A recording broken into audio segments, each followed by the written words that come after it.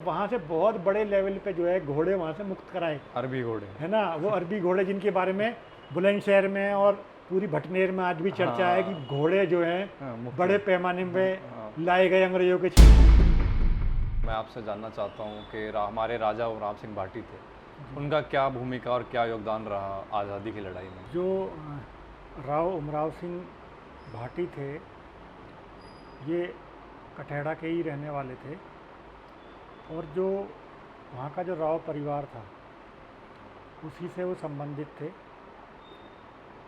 जो राव रोशन सिंह, जिन्हें अंग्रेज़ों ने पेंशन दे रखी थी और मुकर्ररदारी जो उनके पूर्वजों को मिली हुई थी, उस मुकर्ररदारी को उन्होंने समाप्त कर दिया था और एक पेंशन राव रोशन सिंह को दे दी गई थी। तो इस बात का रोष जो है उनके परिवार के अंदर था।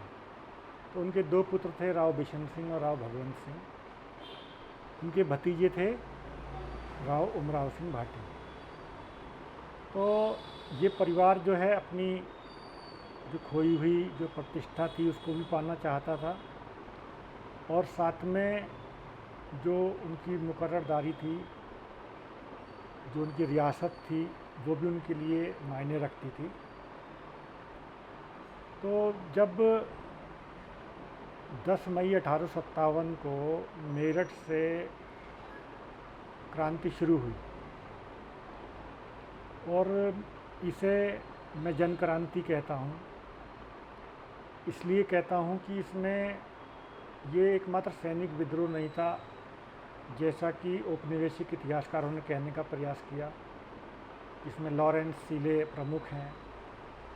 बहुत से इतिहासकारों ने इस परिपाटी को चलाया कि भाई ये एकमात्र सैनिक विद्रोह था, जिसके कारण जो है वो सैनिकों में अपनी सर्विस कंडीशन को लेकर के एक असंतोष था।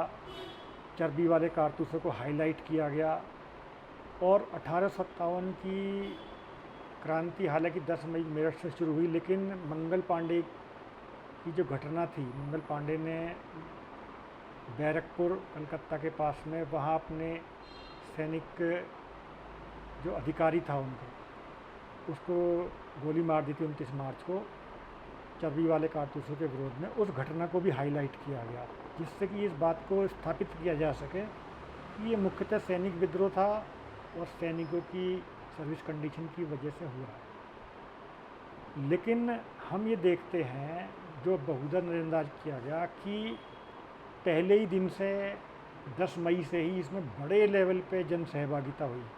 बहुत बड़े लेवल पे जो है लोगों ने इसमें पार्टिसिपेट किया, आम जनता ने। मेरठ शहर की पुलिस धन सिंह कोतवाल के नेतृत्व में, आपके मेरठ शहर के सदर बाज़ार की भीड़ जो आम शहरी की भीड़ थी और आसपास के जो गांव थे, जो वहां से आए हुए हजारों गुजर पहुंचे हैं उस दिन मेरठ में।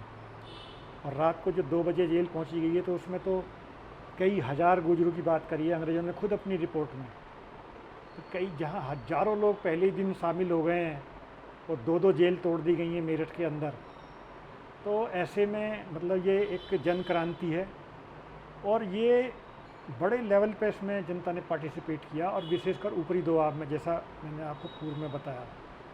11 मई की सुबह तक जो है मेरठ के जो विद्रोही सैनिक थे वो दिल्ली पहुंच गए। मुग़ल बादशाह को दोबारा से हिंदुस्तान का बादशाह घोषित कर दिया गया और वहाँ पे तैयारी शुरू की गई कि भी किस प्रकार से हमें ब्रिटिश गवर्नमेंट का एक अल्टरनेटिव, यानी कि ईस्ट इंडिया कंपनी के जो शासन है उसका एक अल्टरनेटिव हमको देना है।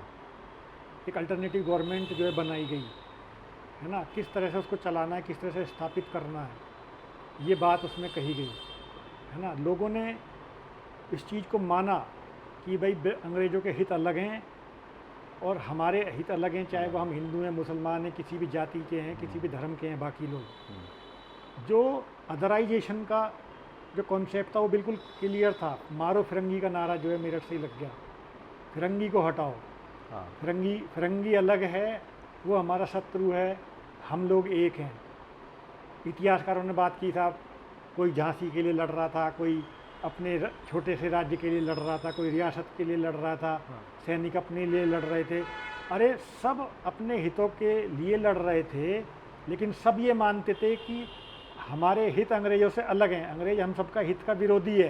हाँ। अंग्रेज को हटाना है, फिरंगी को हटाना है, हम एक है। कहीं ना कहीं पूरी एकता की भावना हितों के आधार पे भी थी, जिसे राष्ट्रीयता का आधार हम मानते हैं।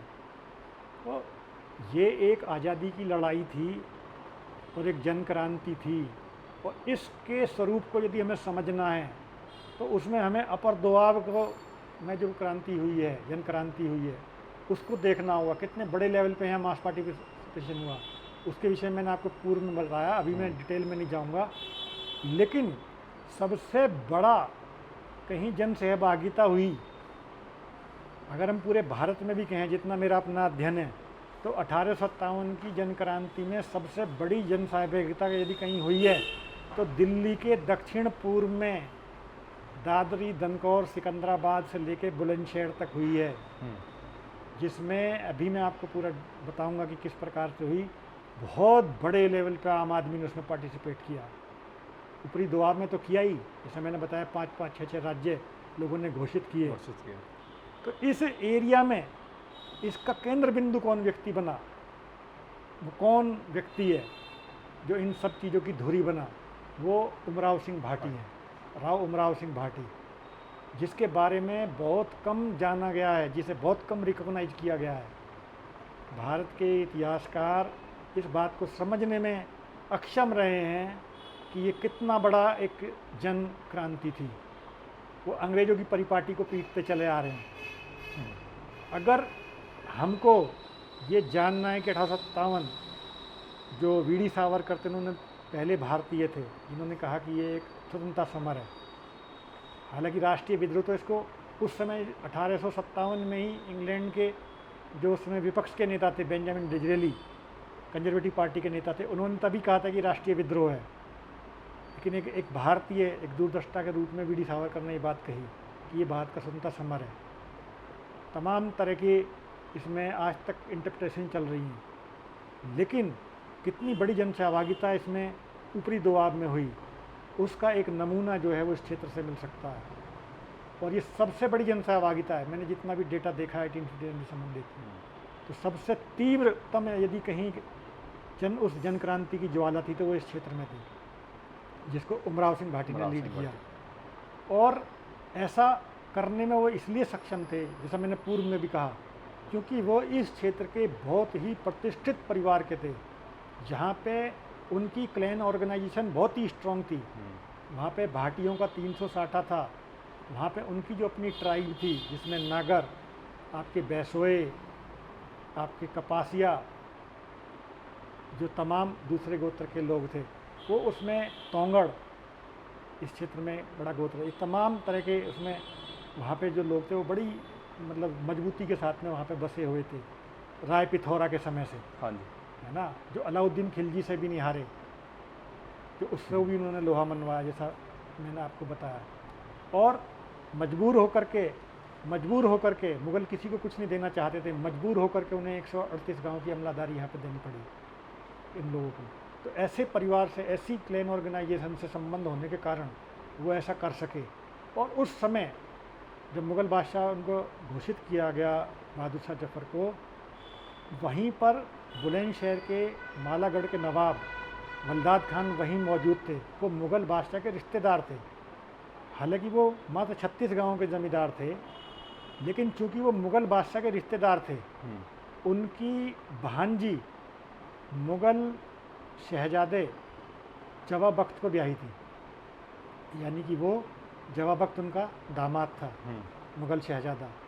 इस कारण से उन्हें बहुत इम्पोर्टेंस दी गई। हालांकि वो बहुत अच्छे नेता भी साबित हुए बाद में, विद्रोह के जो इस जन क्रांति थी उसके नेता भी वो साबित हुए अच्छे। उनको जो है दोआब, ऊपरी दोआब के क्षेत्र में उनको सूबेदारी दी गई और उन्हें ये काम सौंपा गया कि आप इस क्षेत्र में जा कर के अंग्रेज़ी राज को तहस-नहस करिए और वहाँ पे जो मुग़ल साम्राज्य की, या मुग़ल साम्राज्य भी हम क्या कहें, क्योंकि उस समय तो जो मराठे थे और जो दूसरे लोग थे वो सब मतलब एक तरह से नायब की भूमिका में थे वहाँ पे ना, मुग़ल बादशाह की। तो एक ऐसा समय था कि उसे हम कह सकते हैं कि वो एक सबकी भागीदारी थी उसमें, वो एक ऐसा राज्य था। तो उसको ऐसे राज्य को हमको स्थापित करना है, इसकी जिम्मेदारी उनको दी गई। और उन्होंने इसमें सबसे अहम भूमिका मानी जो है, जो दादरी का जो ये राव परिवार था इसकी। तो इसमें थोड़ा सा मैं इस विषय पे दोबारा लौट के आऊँगा, जो वल्लाद खान का जो विषय है।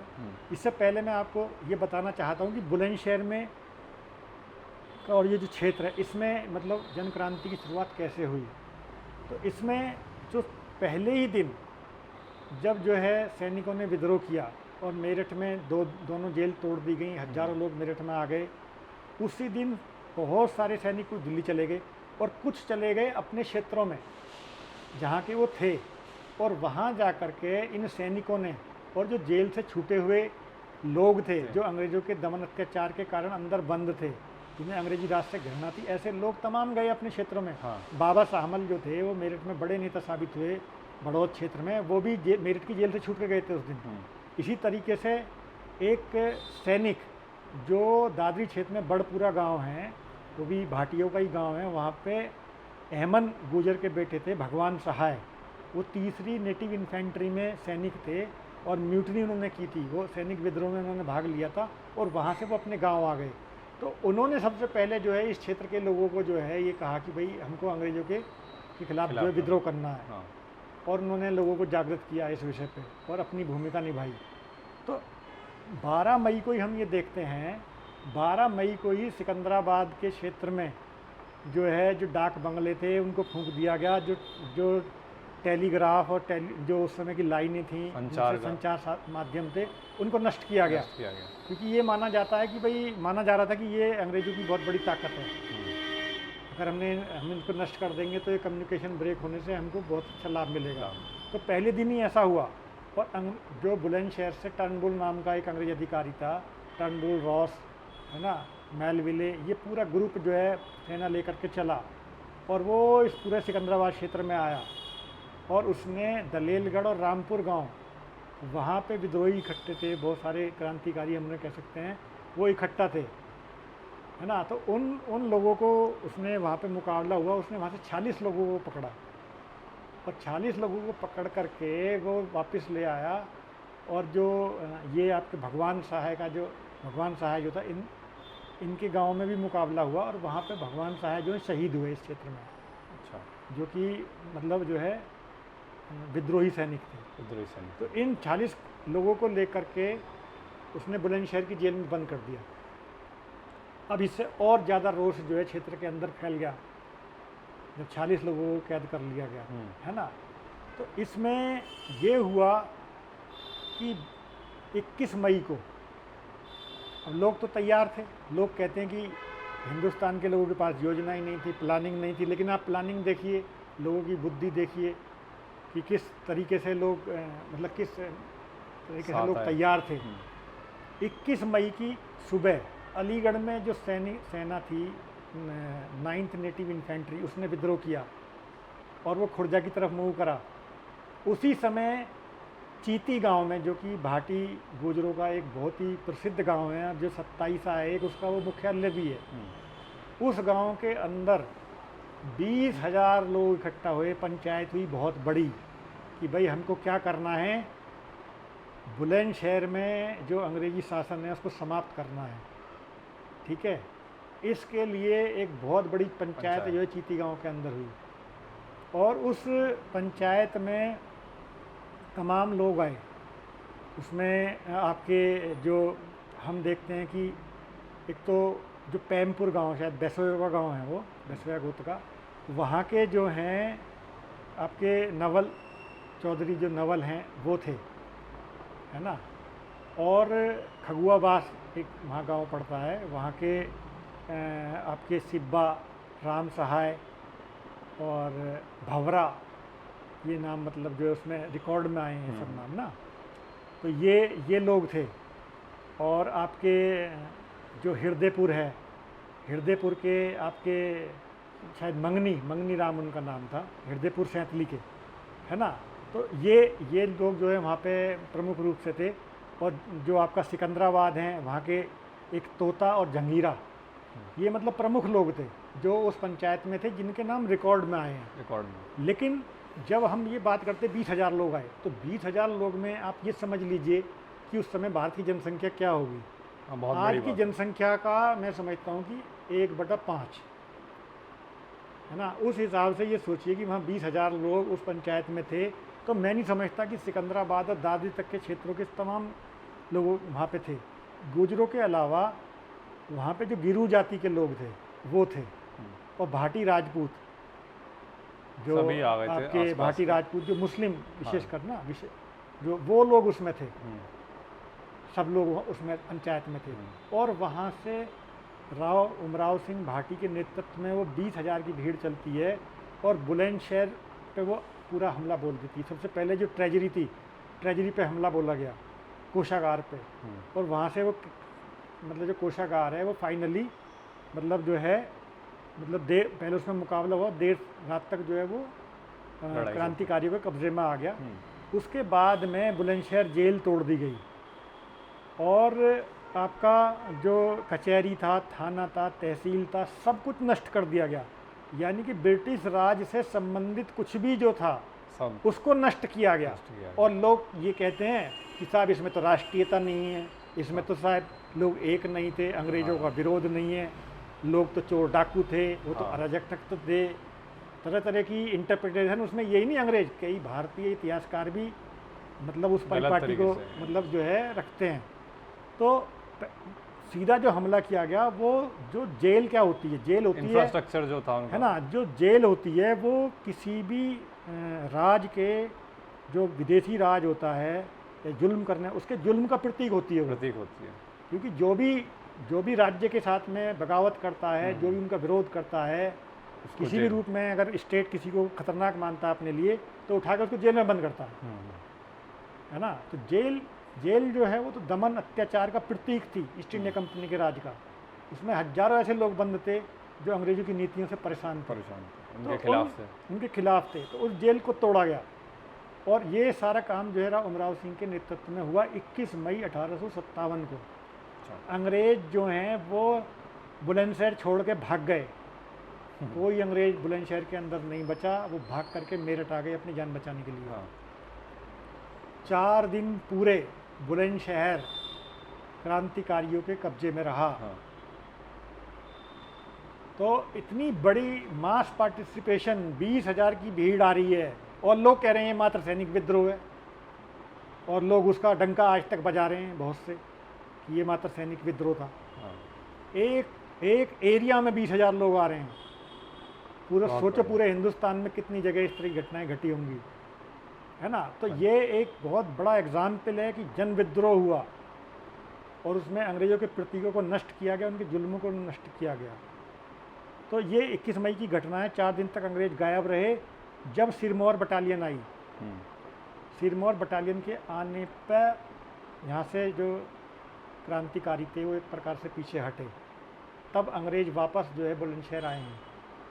और उसी दिन जब यहाँ पे अंग्रेज आए हैं बुलंदशहर में, 26 मई वो दिन है 1857, उसी दिन जो है फिर बैक हम वल्दाद खान पे आते हैं। जो वल्दाद खान जिसे दिल्ली से सूबेदार नियुक्त किया गया, वो सीधा जाता है दादरी राव परिवार के पास में, और वहाँ मीटिंग होती है कि कैसे जो है दोआब से, कैसे बुलंदशहर क्षेत्र विशेष से अंग्रेजी राज का सफाया करना है, और कैसे जो है वहाँ पे जो क्रांतिकारी सरकार, यदि हम उसे कहें, अगर आप उसे नाम देना चाहें, इतना सम्मान हम अपने उन बुजुर्गों के एफर्ट को देना चाहें, आज हम कह सकते हैं कैसे उसको स्थापित किया जाए। ये योजना वहाँ पे बनी। तो वो वहाँ पे ये शिव बंसराय वकील उनके स्टेटमेंट में है। और जो भी मैं आपको ये पूरा वर्णन दे रहा हूँ, मैं आपको बताना चाहूँगा थोड़ा सा अभी कि इसका जो आधार है वो म्यूटनी नैरेटिव्स हैं। मेजर के आपके जो मेरठ डिवीज़न था आपका, देहरादून से लेकर के और बुलंदशहर तक, यहाँ के जो कमिश्नर थे F. विलियम्स, उन्होंने एक रिपोर्ट 15 नवंबर 1858 को, यानी क्रांति के दमन के बाद में पूरी बनाई, यहाँ के पूरे जिला कलेक्टरों की रिपोर्ट के आधार पे, कंसोलिडेटेड रिपोर्ट, वो विलियम म्यूर को भेजी, जो नॉर्थ वेस्टर्न प्रोविंसेस, आज का जो यूपी है, उत्तर प्रदेश है, वो नॉर्थ वेस्टर्न प्रोविंसेस कहलाता था उस समय।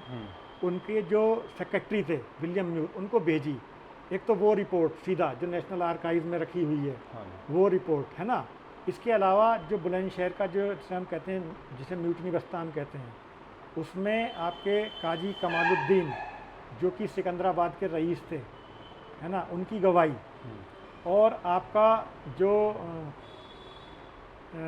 मुंशी लक्ष्मण स्वरूप है ना, जो कि मतलब बुलंदशहर के ही, मतलब आपके सिकंदराबाद के ही तो रईस थे, रईस का खिताब देते थे ना अंग्रेज, तो वो उनकी गवाही, और ये शिव बंसराय जो हैं, ये इनकी जो गवाही है, ये इसके ऊपर आधारित है।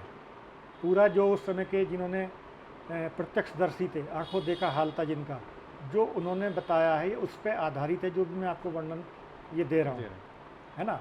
तो इसमें जो है, उसके बाद में वलीदाद खान जो है बुलंदशहर आ जाते हैं, और फिर जो शुरू होती है वो ये कहानी शुरू होती है कि अंग्रेज वो मेरठ में थे काबिज़, ठीक है, मेरठ में एक दमदमा नाम की जगह थी, वहाँ पे वो काबिज़ थे, और यहाँ पे 2000 से ज़्यादा जो है यूरोपियन सैनिक भी थे। ये 10 मई को भी थे। लेकिन जब भारतीय सैनिकों ने विद्रोह किया, जो उनसे गिनती में कम थे, तो 2000 से कम थे, ये 2200 के करीब थे, भारतीय सैनिक 2000 से कम थे। लेकिन ये इतने ज़्यादा सख्ते में आ गए, वो विद्रोह इतना तगड़ा विस्फोट था, मेरठ शहर की जनता, आसपास की जनता इतनी ज़्यादा आ गई कि वो कुछ नहीं कर पाए उस दिन। लेकिन वो यहाँ पे बने हुए थे, और यहाँ पे एक स्ट्रॉन्ग होल्ड बना रहा अंग्रेज़ों का ना, मेरठ के अंदर। और जब यहाँ से जो बुलंदशहर का जो मजिस्ट्रेट था साप्ते, वो जो भागा अपने साथियों को लेकर के, तो वो मेरठ ही पहुँचा।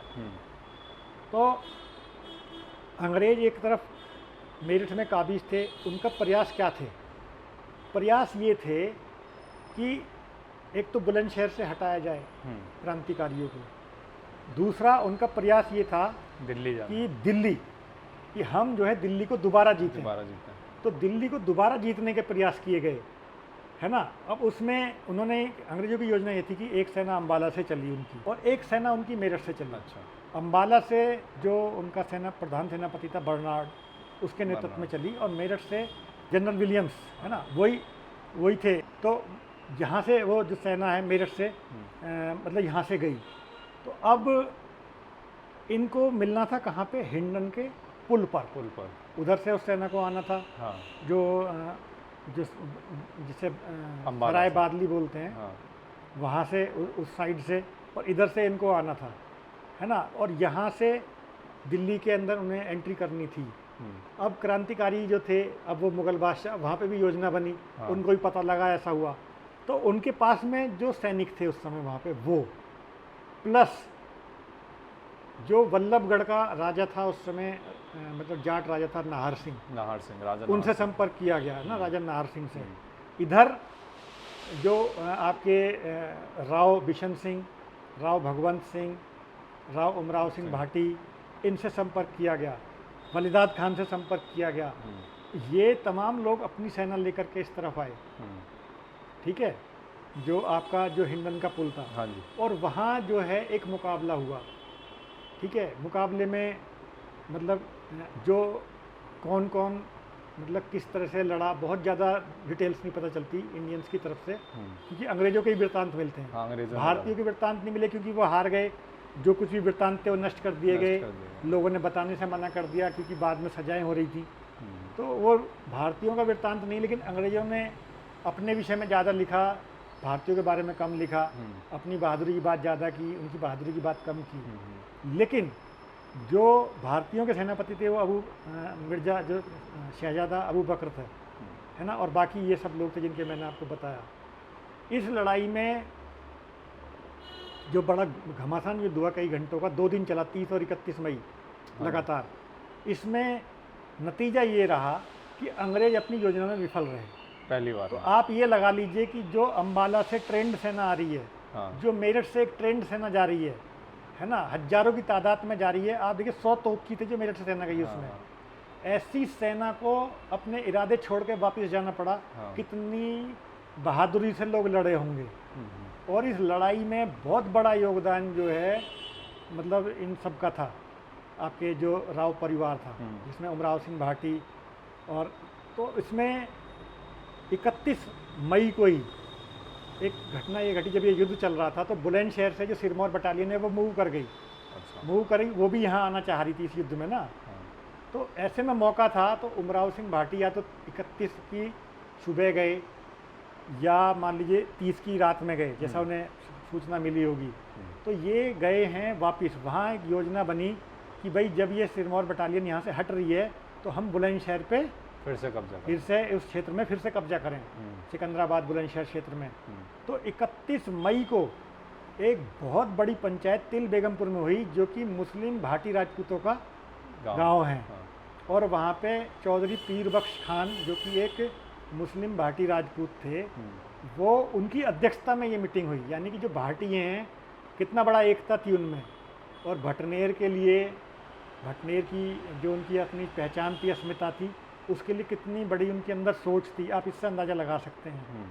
और उसमें मतलब तमाम जो मुस्लिम भाटी राजपूत थे और जो दूसरे मतलब हमारे गुजर भाटी तो तमाम थे ही उसमें, क्योंकि बड़ा आबादी भी उन्हीं की थी। इसके अलावा जो एक गिरुआ जाति है, जिनका मैंने पहले बताया, वो बुलंदशहर के हमले में भी साथ में थे। वो गिरु जाति जो है, उसके आपके जो मसे, वेयर और भौनरा, ये गांव बड़े प्रसिद्ध हैं। और गहलोत राजपूत हैं, गहलोत राजपूत इसमें आए। गहलोतों का क्षेत्र डासना के आसपास इनके गहलोत राजपूतों के गांव हैं। तो इसमें मतलब पूरे हिंदुस्तानी जितने भी थे वो सब आए, वो बड़ी मात्रा में इसमें आए। और इन गहलोत राजपूतों में आपका नंगला समाना गांव जो है, बड़ा इनका उसका नाम आता है। एक पारसे गांव है, छोलस गांव है उनका, है ना, जारचा, ये उनके गांव हैं जो इसमें आए। और मतलब मैं समझता हूँ कि जो गुजर भाटी है उनका तो कोई गांव बचा ही नहीं है, कोई गांव नहीं होगा। आप 30,000 की आबादी में समझ लीजिए कि जो मतलब एक पंचायत हो रही है तिल बेगमपुर में, 30,000 की आबादी में मैं नहीं समझता कि जो पूरी भटनेर थी और उसके लगे हुआ जो पूरा एरिया था, उसमें कोई भी था जो हथियार उठा सकता था, मैं समझता हूँ वो उस पंचायत में था गया होगा, अगर ऐसा था। इतनी है जनसंख्या ना, में लोग इतना आ रहे बड़ा एक जो है, आप समझ लीजिए जन सैलाब मान लीजिए उसे, है ना, जिस समय आज की आबादी का मात्र 5वां हिस्सा था। बहुत बड़ी बात है ना, तो बहुत बड़ी बात थी। और ये पंचायत वहाँ पे हुई, और इस पंचायत में ही राव उमराव सिंह भाटी को राजा डिक्लेयर किया गया इस क्षेत्र का ना। अच्छा। उसमें ये सामूहिक निर्णय था। हाँ। एक तरीके से वो एक इलेक्टेड आदमी था ना, एक इलेक्टेड व्यक्ति था जो जिसने मतलब जो है लीडरशिप जो है उसको दी गई कि आप इसे जो है आप लीड करिए, राव उमराव सिंह भाटी को। यहाँ उनको चुना गया जिसमें तमाम तरह के लोग थे, हिंदू भी, मुसलमान भी, गुजर भाटी भी, राजपूत भाटी भी, मुस्लिम भाटी भी, सब थे उसके अंदर। और सब ने मिल करके, और ये आज भी वहाँ एकता है। भाटी जो क्लैन की जो सॉलिडारिटी की जब बात होती है तो सब लोग एक हैं उसमें, है ना। तो ये वहाँ की जो है खासियत है उस क्षेत्र की। तो वो सब लोग वहाँ इकट्ठा हुए, और उसके बाद में सिकंदराबाद पे हमला किया गया, क्योंकि सिकंदराबाद जो है गढ़ बना हुआ था अंग्रेज परस्तों का। और तब वहाँ पर जो है हमला किया गया, और इस हमले ये मतलब 3-4 दिन तक ये लड़ाई चलती रही, और इसमें 1000 जो है अंग्रेज परस्त मारे गए, और 2 करोड़ की संपत्ति का एस्टिमेट किया अंग्रेजों ने कि जो आपके जो क्रांतिकारी लोग थे उन्होंने जिसको जब्त किया एक प्रकार से। अच्छा। और अपने जो क्रांतिकारी मंसूबे थे उनके लिए इस्तेमाल किया। तो ये अंग्रेज़ों का आंकलन है, और 4 दिन तक ये घटनाएं चलती रहीं। और उसी कस्बे के जो लोग थे जिन्होंने सबसे ज़्यादा गवाहियाँ और डेपोजिशंस दिए, प्रत्यक्षदर्शी बने जो इन घटनाओं के, तो ये एक बहुत बड़ी घटना थी जिसने पूरा हिला के रख दिया। और अंग्रेज़ सेना वहीं थी, मतलब जो है ना अंग्रेज़ वहीं पे थे, लेकिन उनकी हिम्मत नहीं हुई कि वो 4 दिन तक सिकंदराबाद की तरफ आंख उठा के देखते, और ये घटना चलती रही। तो ये इतनी मतलब जो है मतलब पराक्रम का परिचय दिया लोगों ने ना। और अंग्रेज़ जो है वो इतने ज़्यादा डरे हुए थे लोगों से। तो इतनी बड़ी संख्या में लोग थे। तो ये इस प्रकार की एक जन क्रांति और जन विद्रोह था अंग्रेजी शासन के खिलाफ, और इसको लीड किया उमराव सिंह भाटी ने।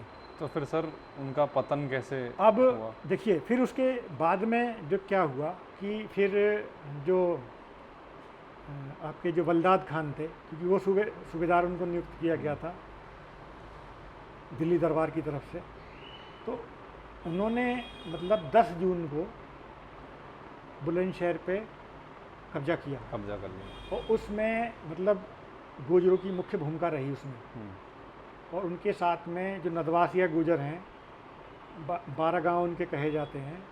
ये मतलब मोस्ट प्रोबेबली जो 12 गांव कपासियों के हैं उनके बारे में बात हो रही है। इसके अलावा ये मतलब रिकॉर्ड में नदवासिया लिखा हुआ है ना, हाँ। तो वो एक इनफैक्ट जो है, मैं जो मेरी अपनी समझ है वो 12 गांव कपासियों के हैं। और इनके अलावा गुठावली, अख्तियारपुर, अस्सा, अटावर, जो अगोता क्षेत्र का जो गुजर है वो उसके अंदर बड़ी पैमाने में आया है ना। ये आपके नदवासिया ये औरंगाबाद क्षेत्र के गुजर हैं, हाँ। है ना। तो इन सब की मदद से रिकॉर्ड में जो आया है वो 2000 गुजर उनके साथ में थे, बलदाद खान के ना, उनकी सेना में, ये उसमें आया। तो उन्होंने 10 जून को बुलंदशहर में कब्ज़ा कर लिया। और जो गुलावठी जो जगह है आज, हाँ। जो मेरठ के और आपके बुलंदशहर के बीच में पड़ती है, हाँ। तो वहाँ अपनी अग्रिम चौकी स्थापित की। और ये कई महीनों तक सीमा बनी रही अंग्रेज़ों के शासन की और आपके एक तरह से भारतीयों के शासन की, यदि हम कहें तो। हाँ। यहाँ पे 2 बार बड़ी लड़ाइयाँ लड़ी गई। अंग्रेज़ों ने उधर से आने की कोशिश करी, लेकिन यहाँ पे उन्हें रोका गया, हाँ। है ना। और यहाँ एक बड़ी लड़ाई 29 जुलाई को हुई, 29 जुलाई को 1857 को। हाँ। और इस लड़ाई में थोड़ा सा मतलब इस लड़ाई से पहले एक और थोड़ी सी मैं घटना बताना चाहूँगा, जिससे कि आप जो ऊपरी दोआब के क्षेत्र में और दिल्ली में जो ये एक जन क्रांति थी, इसके स्वरूप को आप समझ सकें। उसमें एक महत्वपूर्ण बात ये थी कि बरेली में सेना ने विद्रोह किया था, और वहाँ बहुत बड़े लेवल में विद्रोही सैनिक थे जो बख्त खान के नेतृत्व में थे। और बख्त खान वो व्यक्ति है जो जब दिल्ली पहुँचा तो मुग़ल बादशाह बहादुर शाह जफ़र ने उसे एक तरह से जो वहाँ पे जो गवर्नमेंट थी वो पूरी उसको सौंप दी थी, है ना। हाँ। वो इनफैक्ट असली नेता जो है दिल्ली में बख्त खान बना, जनरल बख्त खान। तो ये बख्त खान जो थे, ये बरेली जो ब्रिगेड थी उसको लीड कर रहे थे, और वो गढ़मुक्तेश्वर से गंगा पार करना चाहते थे। हाँ। उनकी जो मदद की थी वो की थी राव कदम सिंह ने, जो कि राव जैत सिंह, राव नैन सिंह जो बैसुमा परिक्षेत्र के राजा थे, है ना, जो मैंने बताया 5 बड़े मुकर्ररदारों में से एक थे। उस परिवार के थे वो, है ना, उस परिवार से संबंधित थे। और इस परिवार का मैंने बताया गंगा के घाटों पर पहले से ही बड़ा प्रभाव था। इसीलिए राव जैत सिंह को रिकॉग्नाइज किया गया था एक चीफ के रूप में, और उन्हें मेरठ का पूर्वी परगना दिया गया था, वहाँ पे 350 गाँव। तो उनकी मदद से गढ़मुक्तेश्वर को उन्होंने वहाँ पे पार किया उसको, उस सेना ने। और जब वो सेना आई है उससे एक बहुत बड़ा परिवर्तन आया एकदम से। जो ऊपरी दोआब में जो जन क्रांति थी वो उसकी ज्वाला बहुत तेज हो गई, क्योंकि लोगों का मनोबल एकदम बढ़ गया कि भाई अब इतनी बड़ी सेना जो बरेली ब्रिगेड है वो दिल्ली पहुंचने वाली है, या पहुंच जाएगी, या पहुंच भी गई वो 2 दिन बाद जो है। तो जब वो सेना आई है उसने अपना एक टुकड़ी जो है वो बलदाद खान की मदद के लिए भेज दी बुलंदशहर में, है ना, उमराव सिंह भाटी इस क्षेत्र में इधर भेज दी। और जब वो गए हैं निकल के, तो वहाँ पे उस समय साप्टे जो बुलंदशहर का जो मजिस्ट्रेट था, साप्टे बाबूगढ़ छावनी में ही मौजूद था। बाबूगढ़ जो है वो गढ़मुक्तेश्वर के और दिल्ली के रास्ते में पड़ती है वो जगह। वहाँ घोड़ों का अस्तबल है, आज भी है, बहुत बड़ा सेना का। उस समय भी वहाँ पे था, है ना। और वहाँ पे मतलब सैनिक छोटी सी छावनी थी और अस्तबल था बहुत बड़ा। तो उसको उन्होंने नष्ट किया, और वहाँ से साप्टे भाग गए जो बुलंदशहर के मजिस्ट्रेट थे, और वहाँ से बहुत बड़े लेवल पे जो है घोड़े वहाँ से मुक्त कराए, अरबी घोड़े, है ना। वो अरबी घोड़े जिनके बारे में बुलंदशहर में और पूरी भटनेर में आज भी चर्चा है कि घोड़े जो हैं बड़े पैमाने पे लाए गए अंग्रेजों के छीन करके, है ना। तो वो घटना है उसमें। वो बाबूगढ़ छावनी के घोड़े हैं ना, वो जो अंग्रेजों की बाबूगढ़ छावनी थी उस समय। तो वहाँ से जो बरेली ब्रिगेड राव उमराव सिंह भाटी, बलदाद खान, इनके जो साथ में जो लोग थे उन्होंने उस घटना को अंजाम दिया। और फिर जो घोड़ों की, हथियारों की, जो सैनिकों की जो कमी थी वो एक प्रकार से पूरी हुई इस क्षेत्र में। और इधर राव कदम सिंह जिसने मेन भूमिका निभाई थी, नाव उपलब्ध कराई थी सेना को पार करने के लिए, तो उन्होंने भी अपने आप को राजा डिक्लेयर कर दिया। और इसका सीधा प्रभाव ये है 22 जून की घटना है ना, 22 जून की घटना है ये, जब उन्होंने ये पार करी नदी गंगा। और 28 जून को मेरठ का जो कलेक्टर है वो लिखता है अपने अधिकारियों को, मेजर जनरल हैविट थे जो मेरठ को कमांड कर रहे थे, कि भाई यदि हमने अभी कुछ नहीं किया है ना, अगर हमने कोई बड़ा एक्शन नहीं लिया, हमने कोई योजना नहीं बनाई, हम कुछ कर नहीं गुजरते हैं अपने विद्रोहियों को दबाने के लिए, अपने मित्रों की मदद करें जो इनके विरोध में हैं, अगर हम कुछ नहीं करते हैं तो जो आज का विद्रोह है कल की क्रांति बन जाएगी। वो खुद कह रहा है, मेरठ का कलेक्टर जो है इस घटना के बाद में इस बात को खुद कह रहा है कि ये आज का जो विद्रोह है कल क्रांति में तब्दील हो जाएगा। और फिर यही मैं कहूँगा, अफसोस होता है कि लोग जो है डॉक्यूमेंट नहीं देख पाते हैं या उसकी वैल्यू को नहीं समझ पाते हैं कि वो क्या कह रहा है डॉक्यूमेंट। मैं तो ये बता रहा था कि खुद वो अंग्रेजी मानते हैं कि भाई यहाँ पे गाँव में विशेषकर बुजुर्गों के पास में इतने हथियार हैं और इतने रेगुलर लीडर है, इतना ही लीडर हैं कि वो कभी भी एक बड़ी सेना का मुकाबला कर सकते हैं। और ये जो आज की जो विद्रोह है साधारण सा दिखने वाला, ये कभी भी एक क्रांति में तब्दील हो जाए। तो ये उस घटना का परिणाम है जो बरेली ब्रिगेड जो है पार करके गई है, ऐसी चिंता अंग्रेजों को हो गई। और ये ब्रिगेड जो है वहाँ पहुँची और इसने जो उसका जनरल भक्त खान, इसी ने ही वास्तविकता में वहाँ एक कमान संभाली है ना। तो इसने एक बहुत बड़ा बल दिया पूरी दो आग में ना, जो जन क्रांति थी। और फिर जो कई बार मुकाबला मैंने बताया जो गुलाब की जनरेशन हुआ, उन्होंने प्रयास किया। और एक बड़ा मुकाबला आपका जो मैंने बताया वो 29 जुलाई को हुआ। 29 जुलाई में आप ये मान के चलिए कि बहुत बड़ी अंग्रेजी की तरफ से सेना आई और मेरठ की तरफ से, और इधर से 400 घुड़सवार जो हैं और 600 जो है पैदल सिपाही और 1000 गुजर, जिसमें आपके राव उमराव सिंह भाटी जो क्षेत्र में जो मिथक लोगों किया, जो लोक मौखिक परंपराएँ चलती हैं उन सबके अनुसार, और अहमद सिंह जो अहमद सिंह गुजर, इन सबके नेतृत्व में जो है 1000 करीब गुजर जो है उसमें मौजूद, यानी कि 2000 आपके जो है भारतीय मुकाबले में थे और इधर से ब्रिटिश सेना की पूरी तरीके से सुसज्जित। तो उसमें जो लड़ाई है वो गुलाव की 6 किलोमीटर बाद से शुरू हो गई और वो पूरी जो है रात में वो लड़ाई हुई है। और उसमें इतनी भीषण लड़ाई थी, आपने सामने की लड़ाई में 920 जो हैं भारतीय मारे गए, भारतीय सेना के 920 लोग मरे, यानी पूरे इतना उनका संघर्ष होगा, मतलब 4 गोली चलने के बाद लोग भाग जाते हैं। 920 आधी सेना का लड़ते लड़ते मर जाना, ये समझ लीजिए कितनी इनके अंदर संकल्प शक्ति होगी युद्ध को जीतने की। 920 लोग मरने के बाद में वो वहाँ से फिर वो हटे।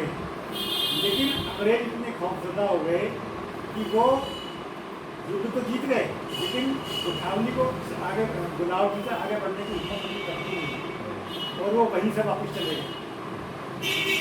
तो इतना ज़बरदस्त जो है मुकाबला ये हुआ।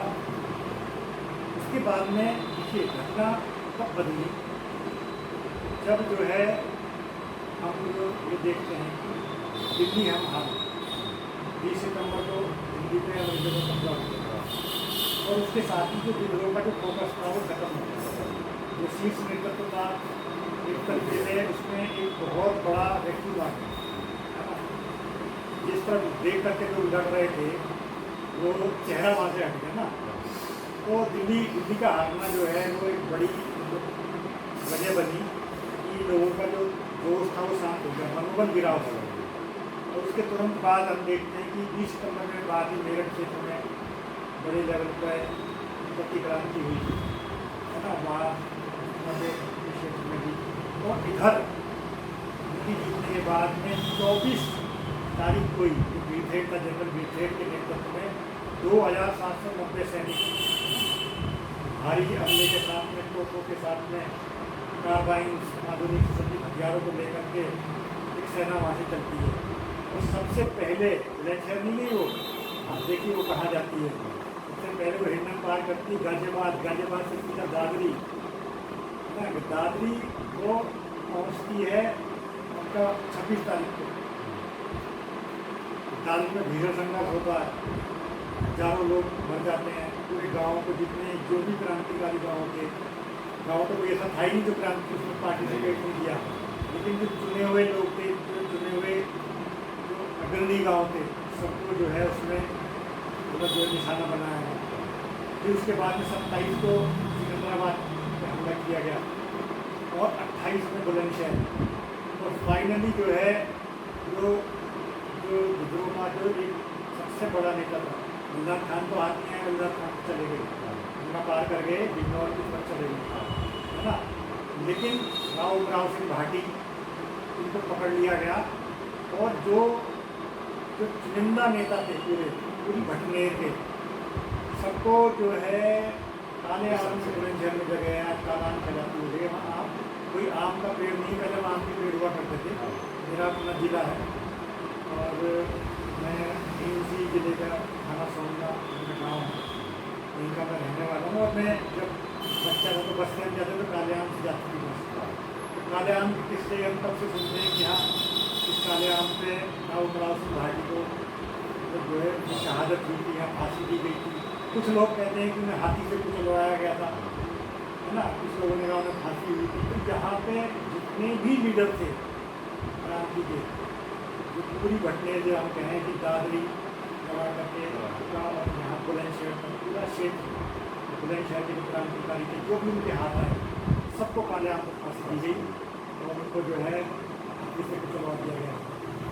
बड़ी शहादत हुई। एक मतलब राव सिंह भाटी की जो शहादत है, उससे उनकी तो शहादत हो गई, लेकिन शहादत का जो वो एकमात्र पन्ना है, वो किताब जो उन्होंने उसकी शुरुआत करी, वो तभी जो पुस्तक है वो तभी पूर्ण हुई जब भारत की आज़ादी हमको मिली 1947 में। लेकिन ये है कि जो राव सिंह भाटी जैसे जो चरित्र हैं, उनको मतलब भुला दिया गया है और जो इनको सम्मान मिलना चाहिए, शायद इसलिए कि जो उनके अपना समाज है, जो उनका क्षेत्र है, शायद वो मतलब जो है उसके अंदर जागृति की कमी है, मैं कह सकता हूँ जागृति की कमी है। और ये केवल क्षेत्र विशेष या क्लैन का तो मामला नहीं बनता है ना, ये तो पूरे भारत का मामला है। ये तो पूरे जो शोषण के विरुद्ध जो एक अस्मिता और आज़ादी की लड़ाई है, यदि कोई भी पूरी दुनिया में मुक्ति, समता, भाईचारे की बात करेगा, ये उस सबका मसला है कि ऐसे लोगों को यदि हम भुला देंगे तो लोकतंत्र कैसे सुरक्षित रहेगा, कैसे हम जो है समाज में खड़े रह सकेंगे। तो हमारा खुद का खड़े रहना, भारत के लोग का खड़े रहना, अगर हम शहीदों को भूलेंगे तो उनकी तो इतनी बड़ी भूमिका रही है कि जिसका मतलब जो है मतलब सानी नहीं है। 1857 की लड़ाई में यदि आप ये कहें कि आम जनता को किसने लीड किया, कौन वो व्यक्ति है जिसके साथ में सबसे ज़्यादा आम जनता थी, तो हो सकता है कि मैं ये कहता हूँ 2-4 की भी यदि आप बात करते हैं तो राव सिंह भाटी का नाम उसमें जरूर आ जाए। अगर एक व्यक्ति की ना करें तो अगर 2-4 की करें तो जरूर आ जाए, क्योंकि मैं नहीं मानता कि मैंने सभी रिकॉर्ड देख लिए हैं या पढ़ लिए हैं। मुझे भी अपनी सीमाओं का एहसास है, लेकिन इतना यकीन है कि क्रांति की ज्वाला यदि सबसे कहीं मजबूत थी तो वो वो वही क्षेत्र है जो दिल्ली के दक्षिण पूर्व में, जिसके लिए मुगल बादशाह ने भी गवाही दी थी, अरे पकड़ना है तो उसको पकड़ो जो दिल्ली के दक्षिण पूर्व में अपने आप को राव राव कहता है। उसने भी चैलेंज किया था। तो मैं उन्हीं जो है जो राव सिंह भाटी ने जो तमाम जो चाहते थे उस क्षेत्र में भी पूरे भारत को कहीं ना कहीं सबका प्रतिनिधित्व करते हैं, उनको कमर करते हुए यदि आप कुछ और पूछना चाहें तो पूछ सकते हैं। मुझे बहुत अच्छा लगा जो भी आपने शेयर किया, क्योंकि ये सब एक हम जो नॉर्मल पढ़ाई करते हैं खोज करते हैं समझते हैं, तो आपने जो शेयर किया उसके लिए बहुत बहुत धन्यवाद। और मैं उम्मीद करता हूँ कि आप आगे भी हमारे साथ सबके साथ ऐसे अपना ज्ञान और जो भी आप रिसर्च करें वो शेयर करते हैं। So thank you so much. धन्यवाद, आपका बहुत बहुत आभार कि आपने मुझे ये अवसर दिया कि मैं अपने पूर्वजों के विषय में, बलिदानी पूर्वजों के विषय में आपके साथ बातचीत कर सकूँ और आपके माध्यम से अपनी बात में जो जनसाधारण है उसके साथ साझा